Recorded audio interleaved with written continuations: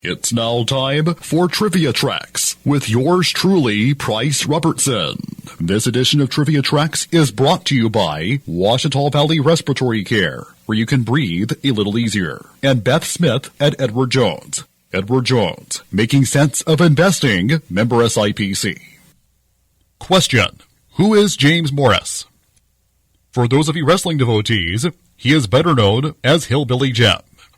During the WWF wrestling boom of the 80s, he was one of the company's biggest stars. Morris, born in Scottsville, Kentucky, on July 5, 1952, was trained by Bob Orton. He debuted in the CWA in Memphis under the ring name Harley Davidson, taking on, what else, a biker gimmick. There, Morris formed a tag team with Roger Smith, who went by the ring name Dirty Rhodes because of his resemblance to Dusty Rhodes. Morris first appeared in the WWF as Big Jim, a wrestling fan character who routinely sat in the front row of live events and who eventually decided to try his hand at wrestling himself. After appearing as a guest on Piper's Pit, Rowdy Roddy Piper offered his services to train him, though eventually chose to be trained by Hulk Hogan, then the WWF Heavyweight Champion, instead of the heel Piper. A series of vignettes aired on TV, showing Hogan training Jim and providing him with his first set of wrestling boots. This introduced the character of Hillbilly Jim, a simple-minded, shaggy-bearded Appalachian hillbilly clad in bib overalls and hailing from Mud Lick, Kentucky. Hillbilly Jim and Hulk Hogan tag-teamed a few times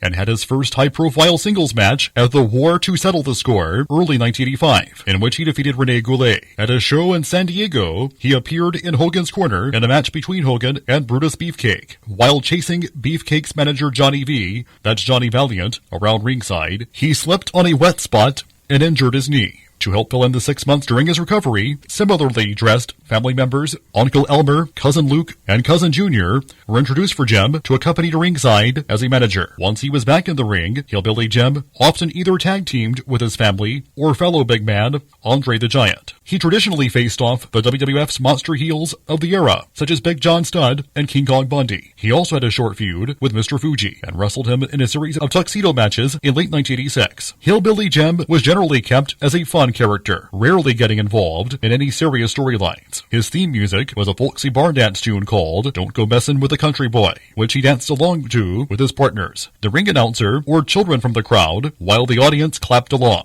Hillbilly Jim also filled in for wrestlers who did not appear or who had left the company. He retired in 1990, but returned in 1992 to co-host WWF Primetime Wrestling. In 1995, he guest refereed at one match, then managed Henry O. and Phineas I. Godwin, cousins who were pig farmers, until they turned heel in 1997. An inductee into the WWE Hall of Fame in 2018, Hillbilly Jim recently hosted his own SiriusXM radio show and makes numerous trade show appearances. In his spare time, he collects paper money and coins, as he once worked for a coin, currency, and stamp dealership. Till next time, I'm Pryce Robertson.